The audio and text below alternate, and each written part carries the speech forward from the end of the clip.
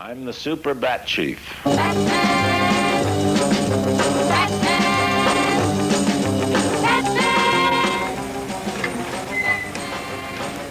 Would you call Howie Horowitz, please? The producer, Howie Horowitz, is the Bat leader. And Adam West, of course, is Batman himself.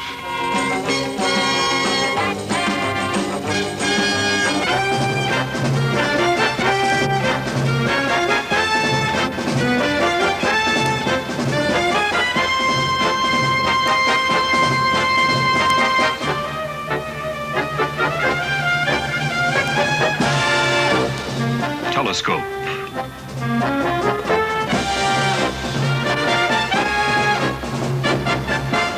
Suddenly, a few years ago, pop went the easel of many a North American painter. Then, snapping at the heels of pop art and crackling with novelty, pop went mass culture all over the continent and beyond the seas. Batman is part of pop, though neither art nor culture. If it's the worst program on the air these days, and some say it is, at least it's bad on purpose. Cartoonist Bob Kane invented the Caped Crusader and planted the virus of Batmania in Detective Comics number 27, exactly 27 years ago. Then, early this year, producer William Dozier squared the Bat Circle for TV's Quartic screens, and 30 million viewers now watch the twice-weekly programs. Batmaniacs are also being offered 1,000-odd items of Bat merchandise, from mask and cape sets to model Batmobiles, Batarangs, Bat rings, and Bat bubble baths, with a gross in the tens and possibly hundreds of millions. How then could Telescope overlook going straight to the Bat scene, deep in the shadows of the silvery Hollywoods, to visit with Super Bat Chief William Dozier and zap, pow, blam, the gallant twosome themselves, the avenging Batman and his young sidekick, the holier-than-cow Robin. Visiting 20th Century Fox while we were there were Prince Philip and a glamorous gaggle of Hollywood notables who attended an outdoor luncheon given for the Duke of Edinburgh on the studio backlot. Telescope didn't overlook them either. When one of the largest film studios in the world takes a long lunch hour, suspending work on high-budget motion pictures and tightly scheduled television series, it's bound to be a very special event. A recent example of such an occasion was a luncheon given by 20th Century Fox for His Royal Highness Prince Philip when he came to Hollywood in the course of a charity tour. Dozens of dazzling stars in the film firmament mingled with scores of studio executives and local political figures to honor the prince, observed by the cameras of hundreds of members of the international press. It was a bright spring day, and tables had been set up in the sunshine on a replica of a western street. At the head table, Prince Philip was flanked by Glynis Johns and Rosalind Russell, and what is sometimes referred to in the neighborhood as a bevy of lovelies. Van Heflin presented a custom-engraved Winchester rifle as a memento of the day, while such luminaries as Jack Benny, Danny Kaye, Bob Hope, Natalie Wood, James Garner, Mia Farrow, Groucho Marx, Anne Francis, and Edward G. Robinson stared at the prince and at each other. Eventually, Telescope's cameras found the man behind the mask of Batman, Adam West, and nearby his camp counselor, executive producer William Dozier. It wasn't long before the Super Bat Chief set a good example and led the way back to the daily chores. Time to turn away from the ceremony of a royal visit, take up the cap and bells, and get back to the workaday life of the jolly jesters in the Bat Court. Bill, we're all aware of the life and times of Batman in the present tense, so let's turn for a moment to the recent past tense. When and how did Batman fly into your life?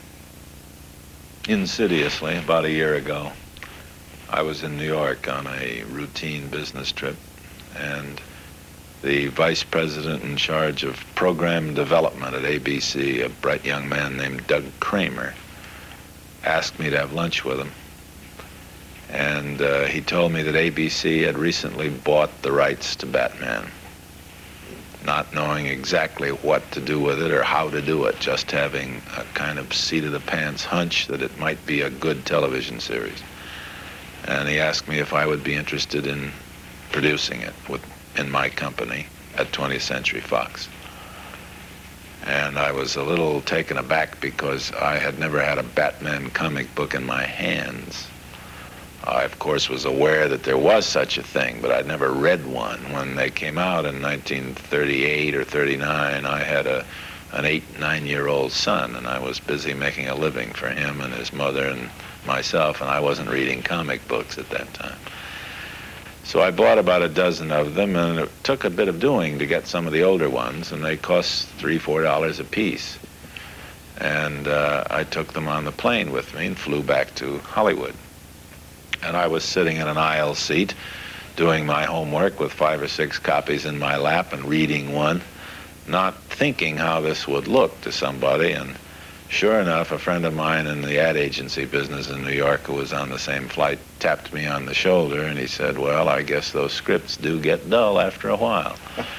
And I couldn't tell him why I had a lap full of comic books, because it was a big secret, this approaching series. So then after a day or so, the fairly obvious idea, it seems obvious now at least, to make it so square and so serious and so cliche-ridden and so overdone, and yet do it with a certain elegance and style that it would be funny, that it would be so corny and so bad that it would be funny. That appealed to me, and I then began to enjoy it, and I began to enjoy working on it, and I got a writer who shared this belief with me, a young man named Lorenzo Semple, a Yale graduate, very erudite young writer, but who also was quick to want to relive his childhood, as I guess I was doing. What do you think is its basic appeal? I'm talking about the original Bob Kane creation. In the escape tradition? I think that's it, total escapism. I think that youngsters particularly, and I find that a number of adults read the comic books. They will deny it, but they do read them sometimes. But its big audience are kids from 6 to 12 about. And it's total escapism and a feeling of daring do and bravura, they all want to feel like giants when they're that age, boys and girls, and this gives them an opportunity to be giants when they read this. They get transported into this world of imagery and unreality. And since the hero is a man who leads a double life, this simplifies the fantasy, of course. And a very good life. And he's also a noble hero, They can identify with him and be pleasing their parents and their teachers at the same time, and that's not easy, because he stands for everything good. Bruce Wayne stands for everything good, everything that a millionaire could ever do that's right, Bruce Wayne does. He doesn't spend a quarter that isn't for somebody's good, And Batman, heaven knows, all he does is risk his life to fight evil, and you can't beat that. How did you go about casting the performers once you decided on the approach? Well, as you know, when you're working on something, you begin to visualize these characters coming to life. And it was not difficult because, having been in this business as long as I have and seen as many actors and worked with as many, but seen the ones I haven't worked with, there are certain kind of standard prototypes that stand out in your memory. Neil Hamilton, who has worked with me maybe once or twice, he's been in the business 48 years and I 31, and we've worked together a couple of times only, and we're just casual acquaintances. But I never at any time saw anybody else in the role of Commissioner Gordon but Neil Hamilton. To me, he is the all-time square public servant, dedicated, unswervable, honest, exemplary and monolithic almost in his dedication to his job. And Alan Napier, to me, has always been the absolute essence of the perfect English manservant or butler. And Madge Blake, who plays Aunt Harriet, she was the only one that I could even consider as being right for it. She had to be very carefully cast because she had to be not a stupid woman, and yet she had to be stupid enough so it never occurred to her that Bruce Wayne and Dick Grayson could possibly be doing something besides fishing when they say they're going out fishing. Stafford Repp, who plays Chief O'Hara, He's the all-time bumbling Irish cop, you know, up from a beat and has now become chief. Worked his way up in the ranks. He's so stupid he finally became chief. And I was interviewed by a reporter in Boston not long ago on the phone, a Boston Transcript, a lovely girl named Eleanor Roberts. At least she was lovely on the phone. And she told me that all the Irish cops in Boston were quite concerned because this Irish cop, Chief O'Hara, was such a dolt. And so I quickly assured her that this was Gotham City, that had nothing to do with Boston. And if necessary, I'd come there personally and apologize to all the policemen in Boston that we weren't putting a Boston Irish cop on the screen. But they all watched the show anyway and got a big kick out of it. Now, how about casting the principals? The principals wasn't quite that easy. But almost. I first had in mind another actor for Batman, and he was in Europe and unavailable. So his agent then very enterprisingly showed me some stills of another client he just happened to have. And I was impressed by this man's looks, whom I had only seen once in a commercial, and didn't know his work at all, really. So I had him come in and let him read the first script, and we talked, and he had an immediate and very intelligent insight into what we were trying to do. He grasped the duality of this thing immediately, that he would have to play it very straight and very square in order to have it come through as humor. And so I tested him and one other actor, that's all. And he turned out to be exactly right. The boy, Burt Ward, had never done anything before. Somebody told him we were looking for young actors, so he got some obscure agent to bring him in.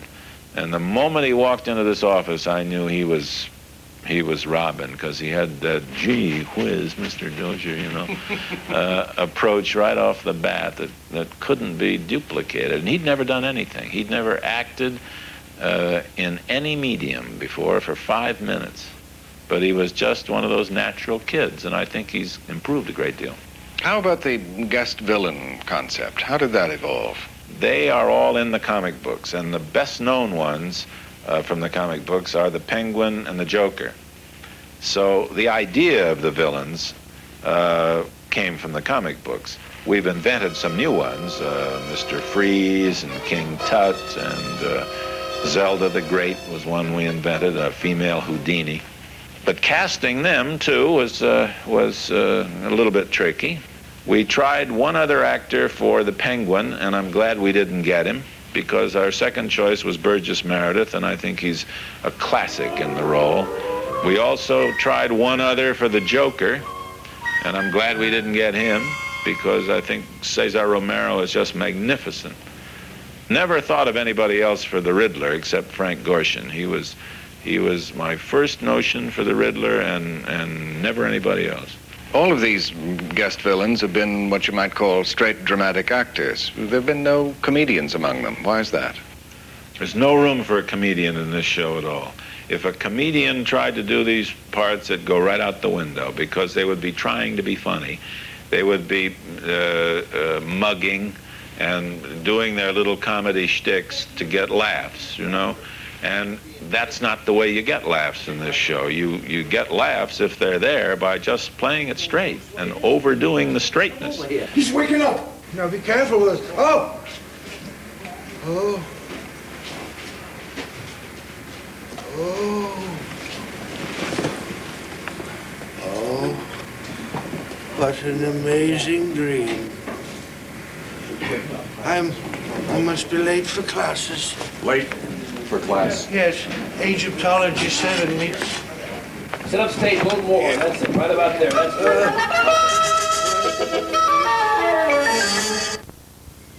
The street where William Dozier lives in Beverly Hills is a peaceful contrast to the Batmanic activity of the production company that adopted its name. But even on weekends at home, there are scripts to be read, film to be viewed in the private projection room, and interruptions to be accommodated in the constant overlap of public and private life.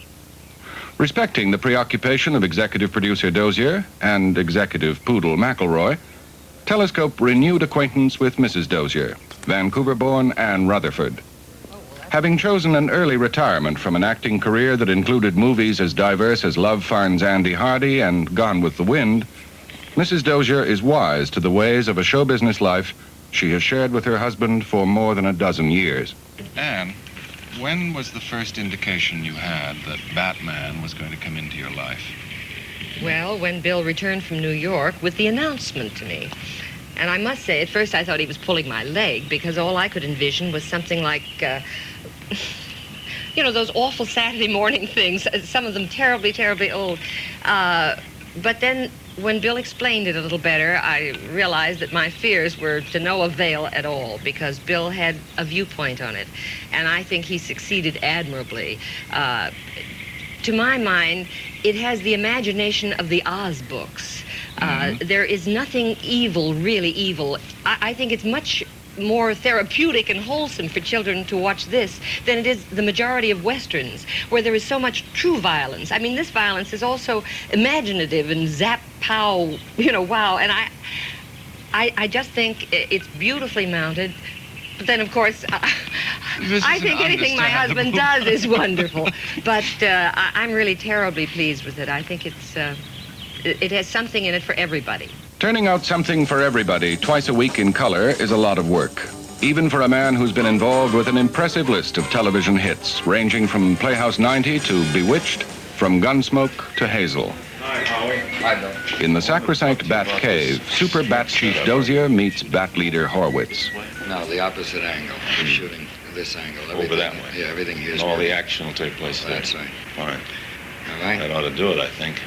Right. I know you can go out this way. I'll Okay. go right behind you. We'll get over to the dressing room.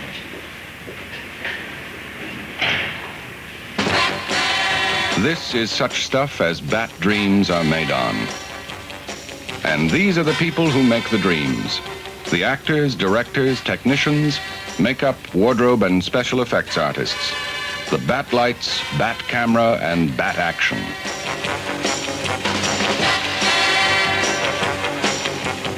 Bat cast and Bat crew are about to run through a scene before the camera rolls. Later, we'll see the dynamic duo during the actual shooting. Meantime, Adam West and Burt Ward pantomime their way through a rehearsal of the action. How's this angle for me here? Very good. Were the wrinkles okay? Okay, now, this is a dry run without the effect. Okay, now on action. Ready? Go. Action. Look. And it goes up. Holy Jack in the Box. I'm just about ready to say it. Okay. Holy Jack in the Box. What a balloon. Seems alive.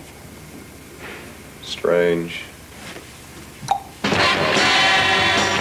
There's one performer we haven't mentioned, a by no means minor contributor to the total effect. I'm referring to the off-screen narrator, who remains anonymous. No, Why he is has that? a name. He has a name. We call him Desmond Doomsday when we have to tell his name. Is there a particular reason for concealing his actual identity? Yes, because it's kind of an avocation. As you know, you're putting me on now. You're writing a Batman script. I do the narration, and I kind of backed into this.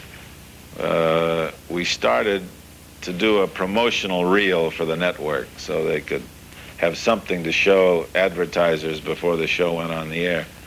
And we were putting together a few scenes from the first film, and we needed narration to plug the gaps in it. So I did it. Then when we ran that for the network officials, they quickly said, "Who's that narrator? Have we got him signed for the series?" And I said, "No, I don't think we can get him for the series." I strung them along for a few minutes, but then I was stuck, so I had to do it. So I had to join the guild then, too. I'm just waiting for the day the Screen Actors strike, though, and then I don't know what I'm going to do.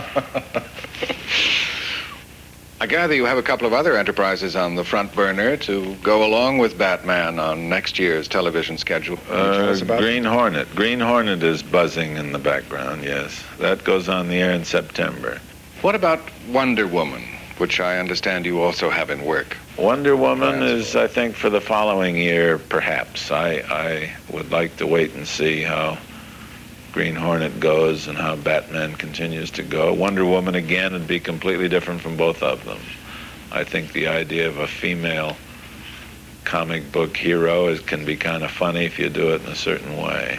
And I have a way to do it that's totally unlike the way it's done in the comic book, and I'll wait and spring that on an unsuspecting public next year if they're ready for it.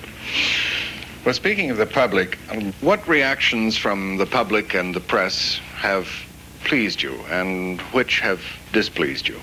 Well, none of it displeases me. As long as they write about the show, I really couldn't care less what they have to say about it. Criticism has never bothered me. If you let it, as you well know, you can eat your heart out about every other morning for breakfast. But I've been gratified by the amount of copy that's appeared on Batman, good and bad, it doesn't matter. And writers who never write about television have been writing about Batman. Featured writers and editorial writers. And one of my favorite critics, not my favorite critic, but because I don't know him, but my favorite criticism of the show was a southern city in this country. The reviewer said that in the middle of the show, his 11-year-old boy said, "Daddy, stop laughing. This is serious."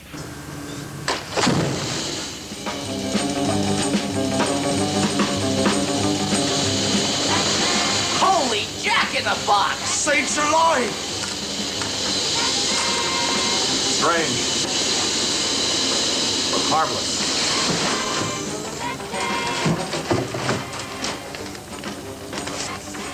A small recorder with a tape on it.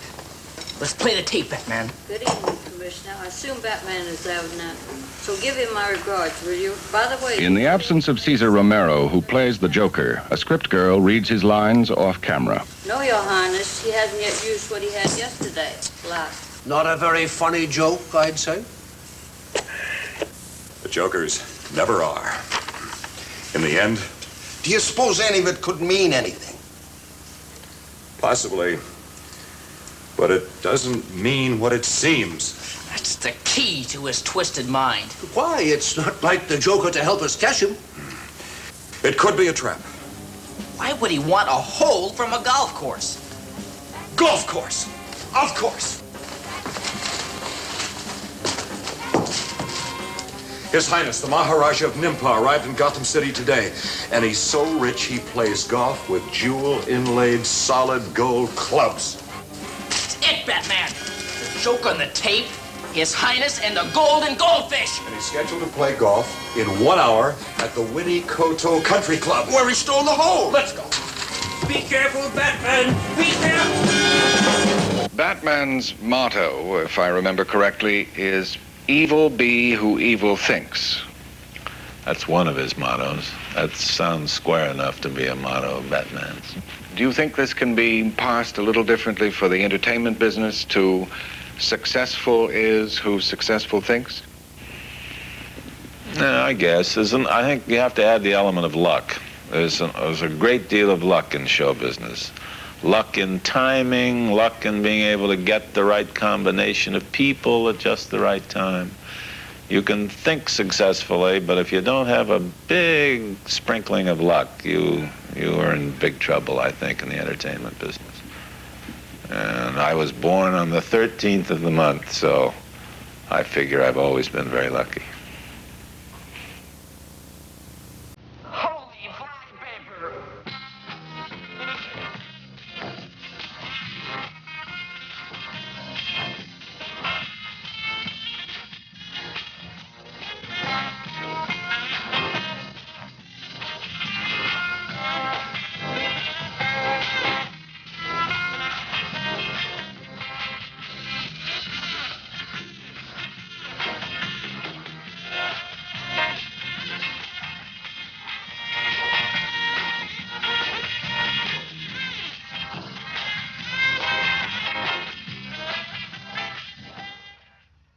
Telescope,